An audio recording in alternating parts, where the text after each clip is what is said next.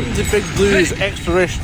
Today we're in Tsgukie, one of the 10 Hakuba resorts. Unfortunately, a lot of the top best parts of the resort are closed because someone died on one of the lifts being pulled off because of her bag strap. I'm like, okay, that's a shame, it's horrible. We do not close the lift for a whole season because of a death.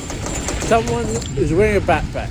When you wear a backpack, when they ask you not to wear a backpack, like I do, you're accepting the risk. You accept the fact that you may occasionally, but if you strap your strap properly, that wouldn't happen. So that's really annoying. Today, the aerial tram that they have is closed. I don't know why. There was a board in the canteen area with a line saying there's a big crack along the piece of run. So I'm like, so get out the cat, go up, shovel, repair, smooth out that crack, and then when it snows again, it'll snow and it'll be good.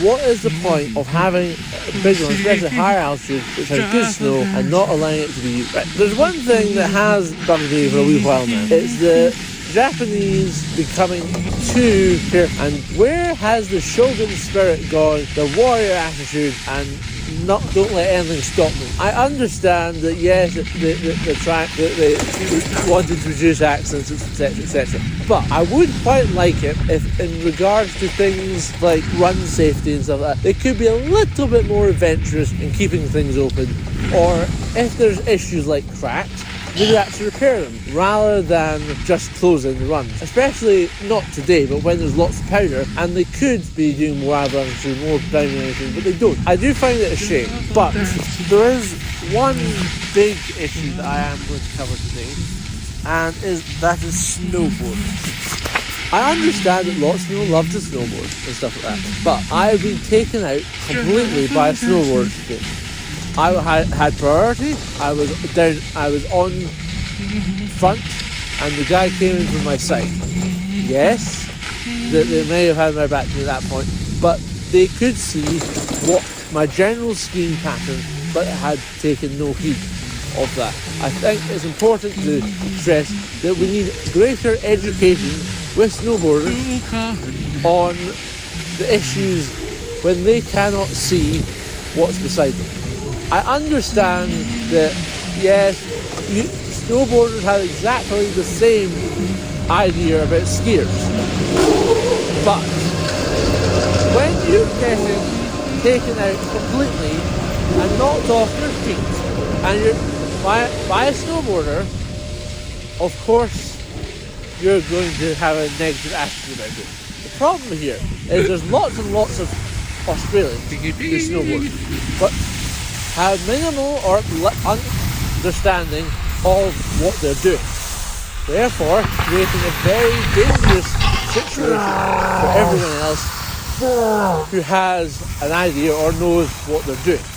So I feel it's a great shame that we are blighted here with about 60% of the people being here snowboarders, especially among the Australian population.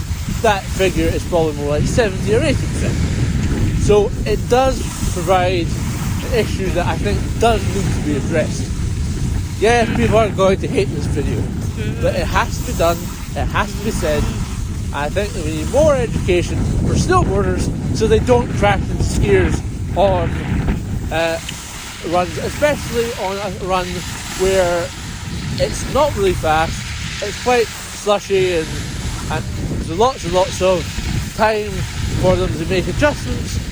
But I think it's got to be said, snowboarders need to be more careful and more educated about how they approach slopes, especially if they have got little or not so much experience when it comes to snowboarding. So thank you very much, ladies and gentlemen, for watching another Big Blues expedition, and I'll leave you with the videos of this resort. It is quite nice, but at the moment the snow conditions aren't exactly the best, but thank you very much again. For balance for this discussion, I did interview a couple of people randomly, and we'll be interviewing a few more in order to create a good representation of the situation. So I spoke to a man from North America and a guy from the Asia Pacific region. Both of them snowboard.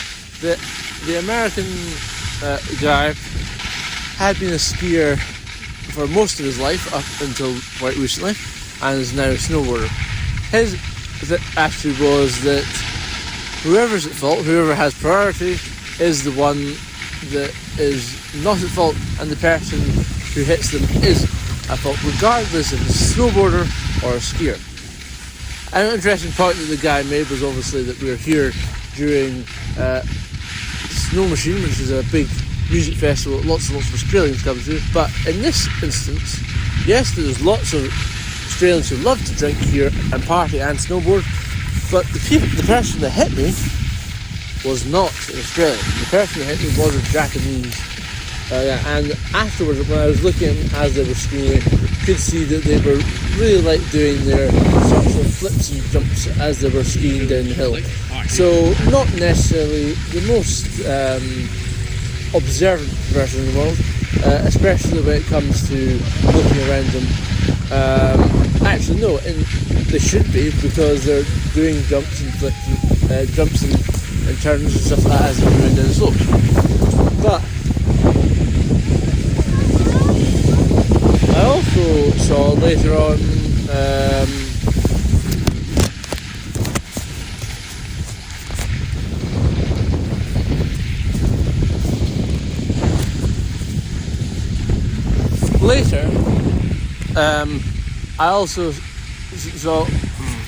I also spoke to the other guy of Asian origin, and he was telling me that again he thought that both skiers and boarders have the sort of same attitude, and the skier always thinks that they're better than the snowboarder. But there isn't just a problem just with Australians, but with lots of people, especially here, that they have lower levels, regardless of who they are. And compared to Europe and other places, there's a lot of snowboarders compared to skiers.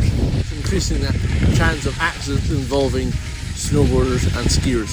But it does have to be mentioned, and it does have to be addressed, that we need to be a bit more careful, a bit more aware of what we're doing, especially with the education of those who are snowboarders who are less than qualified to be skiing much of the resort.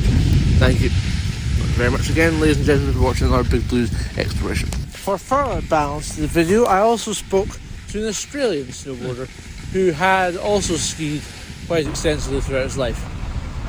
His persuasion was the fact that it's everyone's slopes and everyone should be looking after each other.